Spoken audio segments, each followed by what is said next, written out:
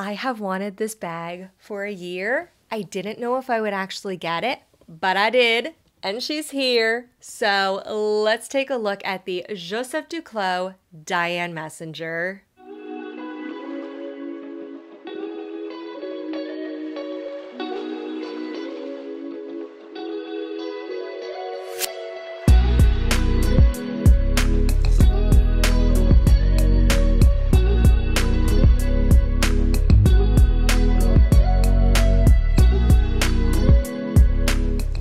If you're new here, welcome. Thank you so much for stopping by my channel. This is Lula West Luxe. And of course, if you're a returning viewer, thank you so much for coming back. I always appreciate people who come from video to video. Now, let's get into it. This is a different brand for me. I don't normally talk about Joseph Duclos. What we're going to talk about in this video is it's going to be a little chit-chatty, but I will show you, of course, the Diane Messenger. We will unbox her together, and I'm going to do more of, like I said, a chit-chat, talking about the purchasing experience and the customer service experience. I'm not doing a full handbag review because I just got this bag a week ago. I have used it since then, but I don't think I've used it enough. If you're interested in seeing modeling shots, what fits in the bag, all the ins and outs, make sure you're subscribed. I will hopefully have that video up once I've had a chance to really use it more. So let's get into this. Let me show you the bag. I'll show you what came with it, and then we'll get into the little chit chat about this bag and my whole experience with it. So first of all, this was shipped to me from France. Joseph Duclos has only one store located in Paris, and I live in the United States, so I ordered it and it was shipped to me. It came in just your standard cardboard box with bubble wrap, and inside was the ribbon. The ribbon wasn't tied around the gift box. I'm not sure if it was removed in transit. I don't know if customs maybe inspected the box and removed it, or if the sales advisor just put it in the cardboard package. But it wasn't attached. Very beautiful blue ribbon with rose gold foil stamping on it. It says, of course, Joseph Duclos. There were also a few samples in this small dust bag. And inside there are 2 fragrance samples. This is Eau de Manufacture. This is, I believe, one of their newer fragrances. I have tried it, and it's not my favorite fragrance. It's very musky, which isn't what I typically go for. This is described as a sensual and complex fragrance, celebrating and captivating the power of leather. This is described as having woody notes enhanced with a hint of musk and tangy scents. I don't know what tangy scents are, but I actually tried this on my husband against his will. I just ran up behind him and sprayed him, and I thought it smelled really nice on him. Although personally for me, it wasn't my favorite, a little too earthy and musky. For my personal preference, I tend to go for more floral fragrances. But anyway, that's more than you probably wanted to know about the fragrance.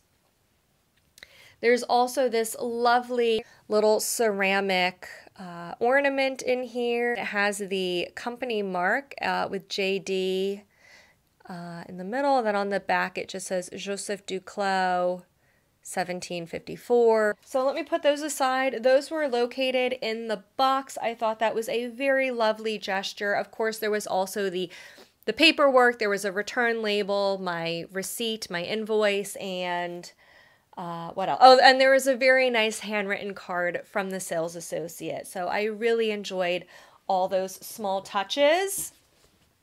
And this is the box. It's big, it's hefty, it's very solid, it's very luxurious. You can see the beautiful foil stamping on the front of the bag. Joseph Duclos, Royal Manufacturer, 1754. So a little bit about the history of this company, mentioning 1754. I'm not going in depth into the history of the company. I will link to videos below the channel So ANESU dives really deep dive into Joseph Duclos, so I highly recommend checking out her videos. This was a royal leather manufacturer from 1754. This brand was revived in 2021. I believe the rights to this name were purchased. The brand was revived, and Ramesh Nair was hired on as the creative director. So there is a lot of history and heritage here that the brand draws its inspiration from. But in terms of their current product lineup, yes, that is relatively new when the brand was relaunched in 2021 with Ramesh Nair at the creative helm. So let's take a look at this box. This is like, look at that. This is solid. We open it up and we can again see that foil stamping inside. It says Joseph Duclos, 1754. Beautiful box. Really lovely. Inside we have 2 spare dust bags. I thought this was a really nice touch. We have an extra dust bag for the bag as well as an extra dust bag for the strap that accompanies the bag. Let's set those aside. And in the box, we can see some tissue paper and the bag right here in its little dust pouch. This is just a really nice, simple cloth, I believe cotton pouch. And there is a drawstring at the top. Okay, just nice, simple blue drawstring. I've already opened this bag. I've already used it, but I still get that feeling. If you love handbags, you know what I'm talking about. This is the Diane Messenger. This is in the color Ardoise, which is a very beautiful slate gray, and it does have hints of brown. A nice, earthy, warm, rich, saturated neutral. This color was not on my radar until I met with the client advisor and she suggested this to me.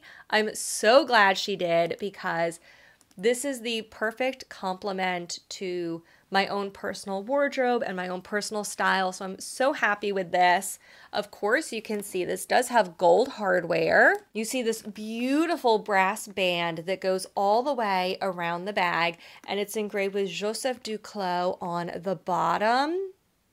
We can also see the really beautiful, iconic clasp here. This is an arrow clasp, and in order to open it, you just push on these 2 little levers on each side that releases the locking mechanism, and then you can just push the arrow up and remove it. In order to secure it, again, you just push it down and then you just slightly squeeze it, and then you can lock it in place. Let's open it up. We'll remove the felt protector. And this is the heritage leather on the outside. I'll talk more about that in a minute. On the inside, we have this beautiful calfskin lining. There's this nice blue on the flap. And on the inside of the bag, it's just a nice neutral beige color, like an oatmeal beige. There's one slip pocket in the back of the bag. Other than that, it's just all open, and you can see there are these gussets on each of the sides to help with opening up the bag a little bit to get in and out. I mentioned earlier that this is the brand's heritage leather. This leather is very minimally treated. It's very, very close to its natural state, and this will patina over time, especially high touch areas. Those areas will show a little more darkness and a little more patina over time due to the oils on your hands rubbing off. This is a very smooth leather, so it is prone to showing scratches. I knew that going into this, and I was very open to that. I had no problem. I will say any little light marks like that can easily be buffed out of the bag, so I wouldn't worry about those. But I wanted a bag that would age and grow with me and, you know, show all that love, you know. So this is really what I wanted.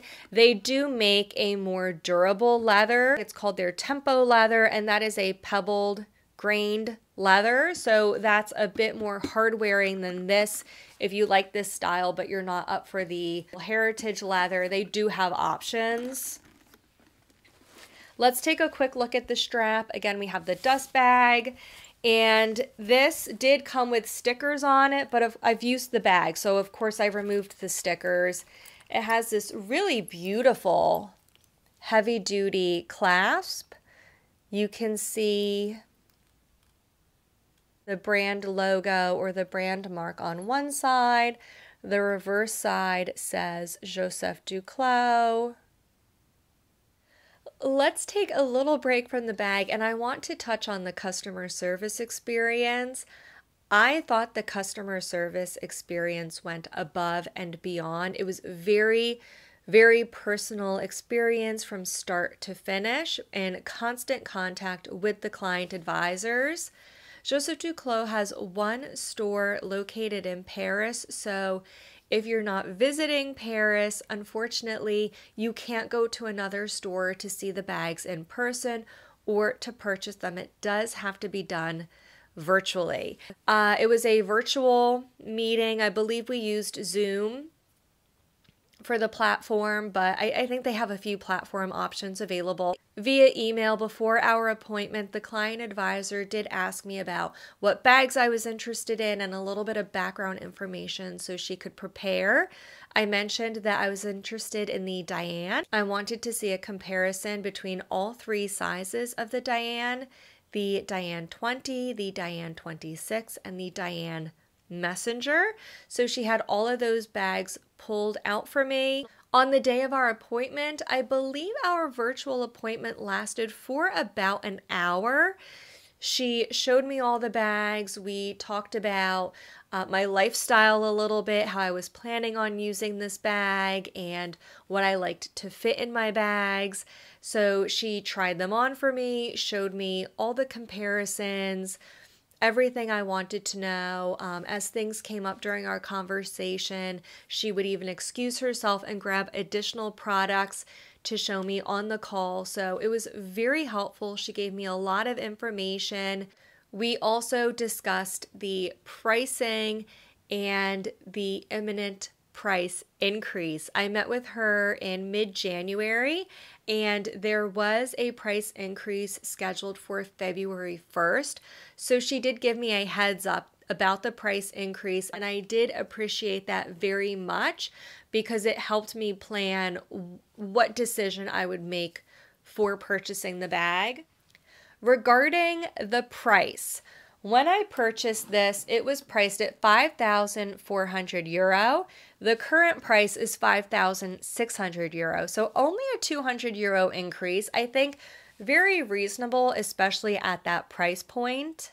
And if you're wondering why I keep referring to the price in euro, because I live in the United States and we don't have euro here, the pricing for Joseph Duclos bags are all done in euro because that's where they're located. They don't have any presence outside of Europe yet. So all the prices in euro, and the USD price is based on the current currency conversion. So if the euro is very strong or very weak, that will affect the USD price of this bag. So the USD I actually paid was 5,800 and change, maybe like 58.20, I think, somewhere around there, but it was 5,800. That included shipping and duties. That was the final cost of the bag. And what made me just say, that's it, I'm going to get the bag, even though I was hesitant buying it sight unseen, I liked what I saw through the virtual appointment. I still thought I wanted it. I knew that seeing it in person was not an option at this point. And with the impending price increase, that would up the price from less than $6,000 to slightly above $6,000. And I know it's not a huge difference, but there's just something in that mental block when you hit the next digit from 5 to 6. You're like, oh, even though it's only a $200 difference, it's just that next threshold up. So I decided I would go for it before the price increase, and if I really didn't like the bag, I could return it. Joseph Duclos does have a return policy as of my recording this video, so that was an option. So I decided to just go for it. I'm really, really glad I did. It is now another day, as I'm sure you can tell from my outfit change, and I have a quick update on the Diane Messenger. This is an ongoing situation. It has not been resolved yet. So normally I would not share this information quite so soon until I know what the full resolution is. However, I'm sharing this information now because when this video goes up on YouTube, I will not have this bag in my possession. So if there's any questions that come up, I may not be able to answer them right away specific to this bag if I don't have it in my possession. Let me explain what happened. I am sending this bag back to the atelier in France for evaluation for a possible repair. This is no defect of the bag that was sent to me. This is a possible repair due to an unfortunate mishap that I had when the bag was in my possession. So let me explain what happened. I had incorrectly attached the strap to the side of the bag. When the bag is delivered to the customer, there's an O-ring on the side of the bag. This is meant to attach the strap to. So you attach the strap and it is carried like so. I don't know why. In my mind, I thought, oh, maybe this is a little strap extender. I don't know, have no idea why I thought that. And even though it was sent like this, it is not permanent. There is a small opening here, so you could remove this if you wanted to. I somehow thought this was optional. I removed the O-ring and I attached the strap directly to the bag. Unfortunately, when you do that, this opening lever on the side can get caught on the side of the bag. Right, this O-ring is functional. It raises up the clasp higher, so there's no rubbing and no catching on the side of the bag. And unfortunately, I did not know that. I was getting out of my car. I had just parked in my driveway. I was getting out of the car, and when I lifted up my bag, the strap, the clasp caught because I did not have it properly attached to the bag. The bag came flying off and landed face down in my driveway right on this clasp. Of course, I was really upset at the time because like this fell with a lot of force face down on concrete. I'd only had the bag for a few days at that point. I think I had it for about a week maybe. And I thought that this was very badly damaged at first. There were some black marks on the clasp. Fortunately, I was able to remove most of the markings. I polished it up, and you really can't tell. There are some hairline scratches, particularly right here where it sticks out the most. Of course, I emailed the client advisor. I told her what happened, and that was when I discovered through email conversations with her that this was not properly attached to the side of the bag. I needed to put these O-rings back on the bag, and they offered to have me return the bag to their atelier for evaluation for a possible repair. And as you can see, it does not look quite damaged. I did polish this up a lot and it looks great. However, because this is a moving mechanism and the lock, I decided to take them up on the evaluation for repair because I want to make sure that none of the mechanisms in this lock were thrown out of place when it landed on the concrete. So I think that when they evaluate this at the atelier, they are, of course, better equipped as the professionals to evaluate if there is any damage here. They might see damage that I might not be able to see with my untrained eye. And I'm sure they will inspect all the other aspects of the bag as well. So that is why I am sending this back. I was very, very happy with the response that I got from Joseph Duclos. I thought their response was very professional, and I was very happy to hear that they would accept this bag for a possible replacement of the hardware if needed, or any other repair that may be needed due to this. And they even arranged to have the delivery company come directly to my house to pick this bag up, so I don't even have to drop it off anywhere. I'm very, very happy with the level of service that they're offering. So when I am done recording this update, this bag is going back in the box, which I have right here, and she will be back off on her way to France. Hopefully, I will be able to give you a very positive update when my bag is returned to me. I will be doing eventually a full handbag review once the bag has been evaluated, possibly repaired, sent back to me, and I've had time to use it. I will do a handbag review. It may be a little while for me to do that. I don't really know what the future will hold, but I am very, very happy with the level of service that they are providing.